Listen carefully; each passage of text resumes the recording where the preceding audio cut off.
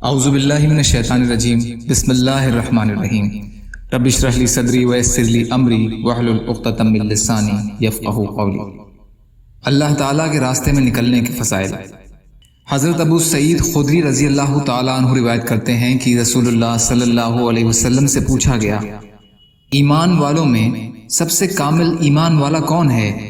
آپ صلی اللہ علیہ وسلم نے ارشاد فرمایا، ایمان والوں میں سب سے کامل ایمان والا وہ شخص ہے جو اپنی جان اور مال سے اللہ کے راستے میں جہاد کرتا ہو، اور دوسرا وہ شخص ہے جو کسی گھاٹی میں رہ کر اللہ تعالیٰ کی عبادت کرتا ہو اور لوگوں کو اپنے شر سے بچائے ہوئے ہو۔ ابو داؤد۔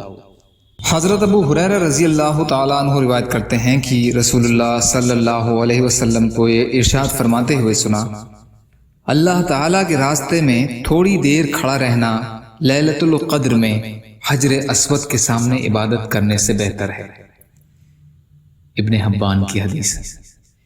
حضرت انس بن مالک رضی اللہ عنہ روایت کرتے ہیں کہ رسول اللہ صلی اللہ علیہ وسلم نے ارشاد فرمایا، ہر نبی کے لیے کوئی رہبانیت ہوتی ہے اور میری امت کی رہبانیت اللہ کے راستے میں جہاد ہے۔ مسند احمد۔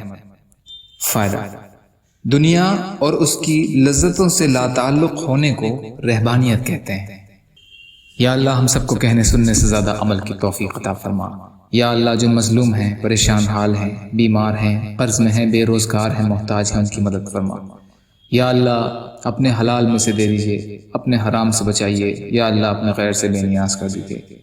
یا اللہ جو دنیا سے ایمان کی حالت میں چلے گا ان کی مغفرت فرمائیے برحمتک یا ارحم الراحمین۔ لا الہ الا اللہ محمد رسول اللہ۔ السلام علیکم۔